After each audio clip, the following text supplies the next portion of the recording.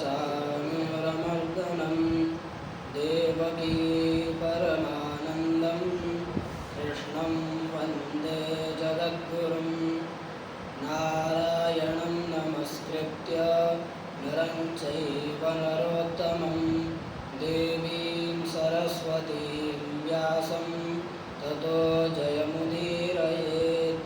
कृष्णाय वासुदेवाय हरये परमात्मने प्रणतक्लेशनाशाय गोविन्दाय नमो नमः। भक्तिं प्रवहतां त्वयि मे प्रसङ्गो भूयादनन्दमहता ममलाशयानां येनाञ्जसोल्बणमुरो व्यसनं भवाब्धिं निश्चे भवद्गुणकथा मृतपानुमत्तः भूतैर्महद्भिर्ययिमा पुरो विभुर्निर्मायशेते यदमुषु पुरुषः भुङ्क्ते गुणांशो दशषोडशात्मकः सोऽलङ्कृशिष्टभगवान् वचांसि मे। पूर्वात्पूर्व ब्रह्मांड आदि के परमपिता अनेजत अकायम अस्नावीरम श्रोत्रस्य श्रोत्रम वाचस्य वाचम उन सच्चिदानंद घन के चरणों में हम सभी प्रणाम करते हैं। जिस आश्रम की पवित्र भूमि पर हम सब विराजमान हैं, ऐसी भूमि जिनके द्वारा संचालन की जा रही है, परम आदरणीय नित्य वंदनीय परम पूजनीय पूज्य महाराज श्री के चरणों में कोटि सा नमन। एवं हम जैसे छात्रों को जो घुटने के सहारे चल पा रहे हैं, उन्हें अपने पैरों के सहारे चलाने वाले यहाँ उपस्थित एवं अन्यत्र उपस्थित पूज्य गुरुदेव भगवान के चरणों में कोटि सा प्रणाम। एवं यहाँ उपस्थित मेरे सभी बड़े भाइयों को मेरा सादर नमस्कार। हम सभी भरत चरित्र का श्रवण कर रहे थे। आज से हम राजा रघुगण और जड़ भरत संवाद को श्रवण करेंगे। आइए उससे पूर्व जिन परमात्मा की महती कृपा से हम इस मोक्षदायिनी कथा को श्रवण कर रहे हैं, उनका स्मरण करते हैं। गोविंद हरे गोपाल हरे जय जय प्रभु दीन दयाल हरे। गोविंद हरे गोपाल हरे जय जय प्रभु दीन दयाल हरे। गोविंद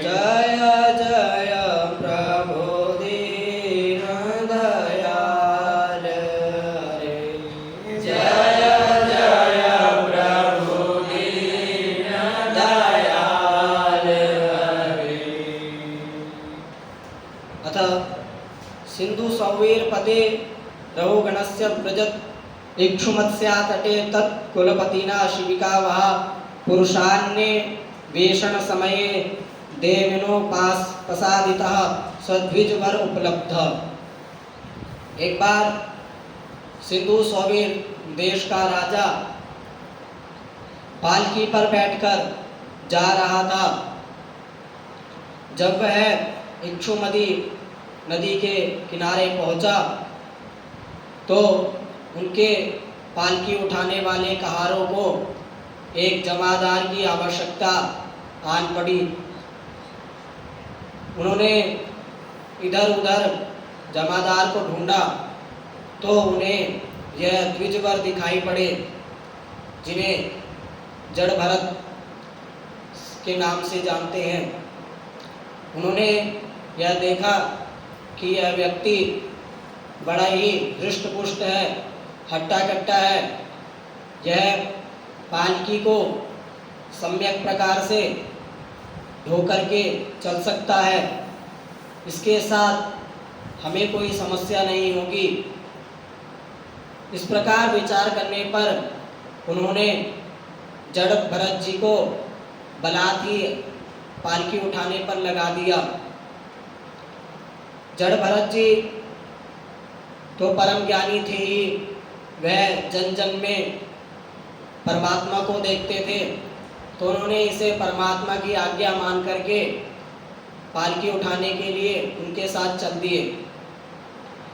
जड़ भरत जी जब चलते थे तो वह इसका विशेष ध्यान रखते थे कि उनके पैरों के नीचे कोई छोटा जीव ना आ जाए, उसकी मृत्यु ना हो जाए, वह घायल ना हो जाए, उसे कोई क्षति ना पहुँचे।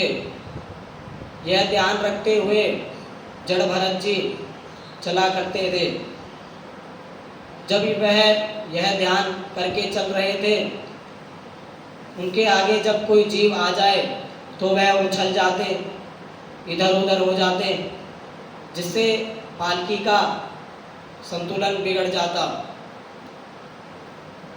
जड़ भरत जी परम ज्ञानी थे ही, वह जन जन में परमात्मा को देखते थे, क्योंकि भगवान श्री कृष्ण गीता में योगी जनों के लिए कहते हैं, सर्वभूतस्य आत्मानं सर्वभूतानि चात्मनि ईक्षते योगयुक्तात्मा सर्वत्र समदर्शनः। जो योग युक्त अंतःकरण वाला पुरुष होता है, वह सब प्राणियों में समान भाव से ही सब प्राणियों को देखता है। वह अन्य अन्य प्राणी में अन्य अन्य व्यवहार नहीं करता। वह सब प्राणियों में उसी परमात्मा को देखता है, उसी आत्मा को देखता है, और संपूर्ण भूतों में वह आत्मा को ही देखता है। जो आत्मा उसके अंदर है वही मेरे अंदर है। जो परमात्मा उसको खिला रहा है वही परमात्मा मुझे भी खिला रहा है। जो परमात्मा उसका भरण पोषण कर रहा है वही परमात्मा मेरा भी भरण पोषण कर रहा है।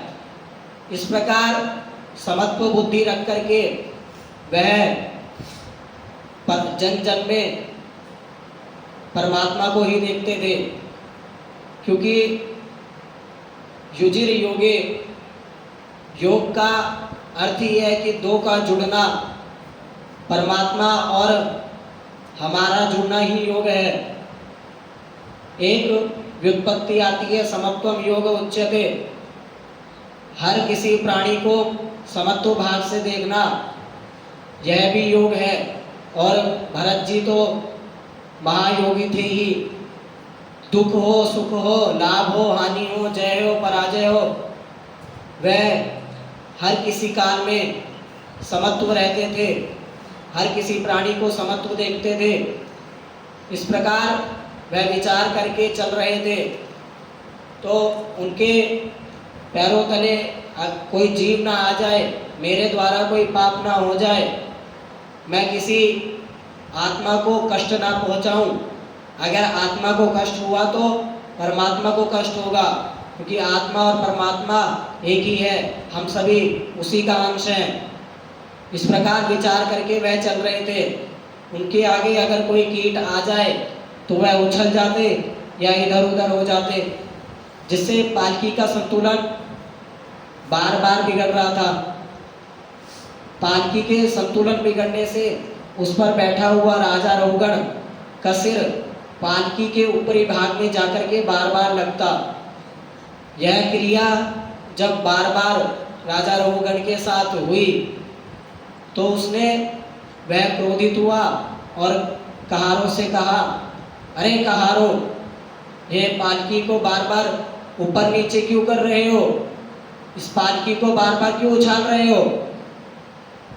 राजा को इस प्रकार क्रोधित देख कहारे भय से भयभीत हो गए। वह सोचने लगे कि राजा हमें कोई दंड ना दे दे, राजा हमें कोई सजा ना सुना दे।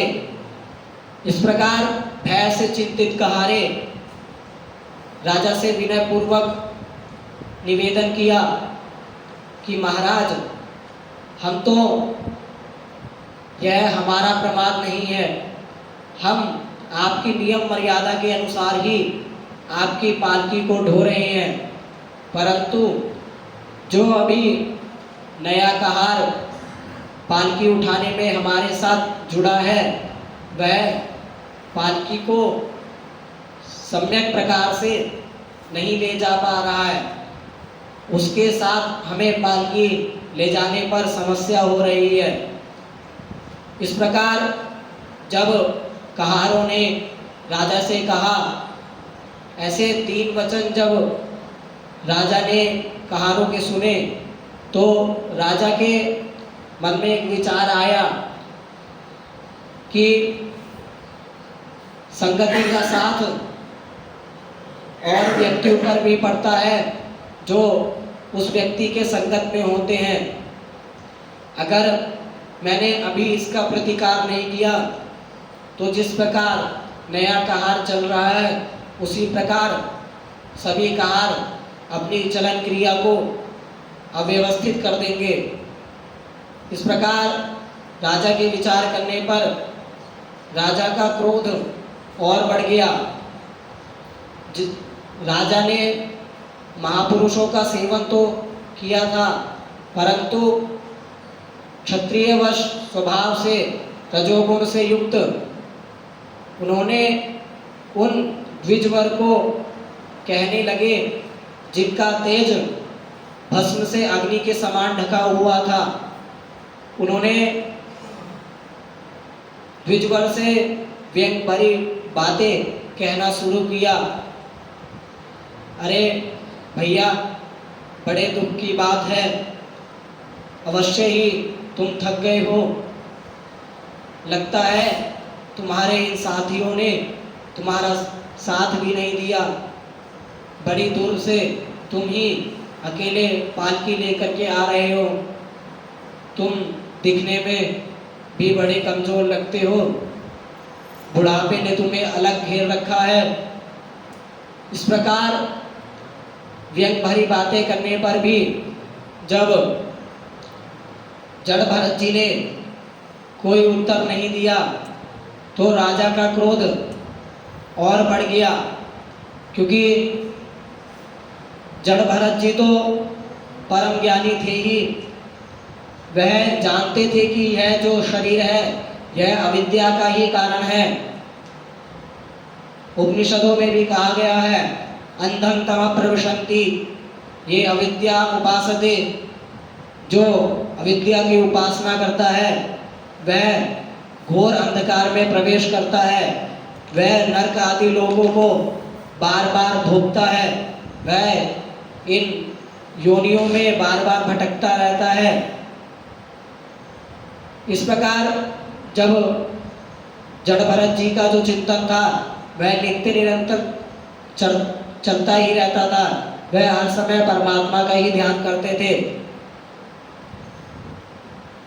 परमात्मा का ध्यान करते हुए जब वह व्यंग भरी बातें सुन रहे थे तो वह जानते हैं कि यह बातें सब शरीर के लिए है, आत्मा के लिए नहीं। मैं तो आत्मा हूँ, शरीर तो नहीं।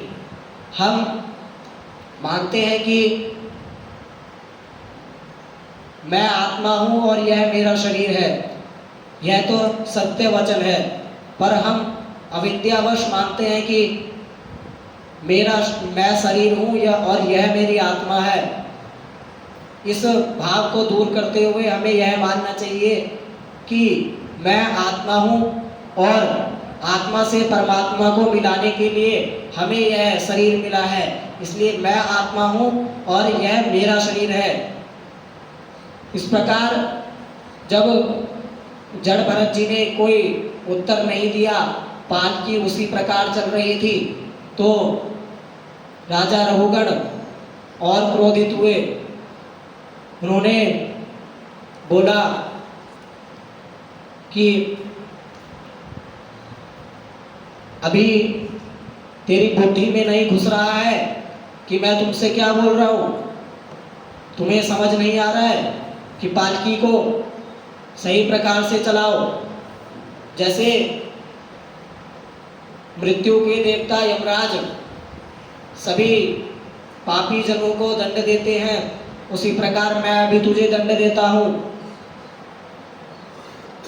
इस प्रकार कहने पर जड़ भरत जी ने फिर भी उत्तर नहीं दिया।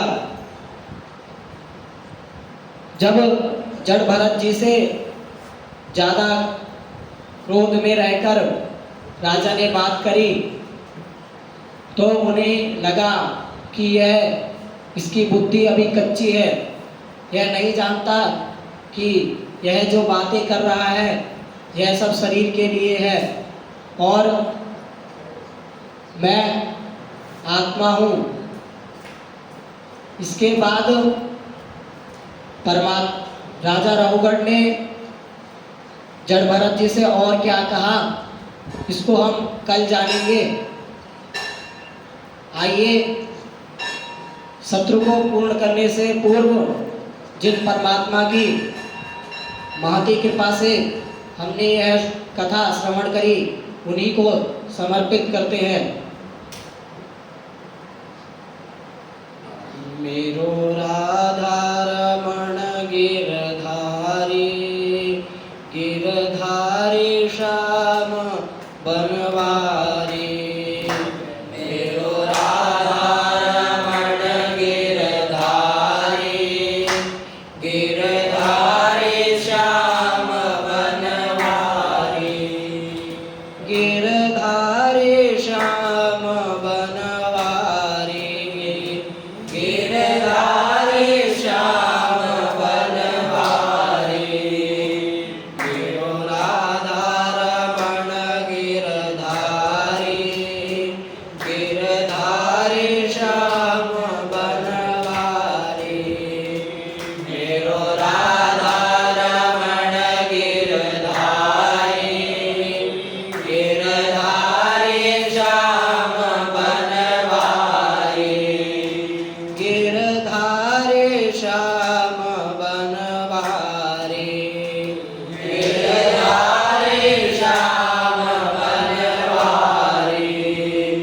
गिरधारी श्याम बनवारी, गिरधारी श्याम बनवारी। मेरो राधा रमण गिरधारी, गिरधारी श्याम बनवारी। मेरो राधा रमण गिरधारी, गिरधारी श्याम बनवारी। बोलिए श्रीमद् भागवत महापुराण की, राधा कृष्ण भगवान की, धर्म की, अधर्म का, प्राणियों में विश्व का, गौ माता की। नमः पार्वती पतये, हर हर महादेव। जय जय श्री राधे श्याम।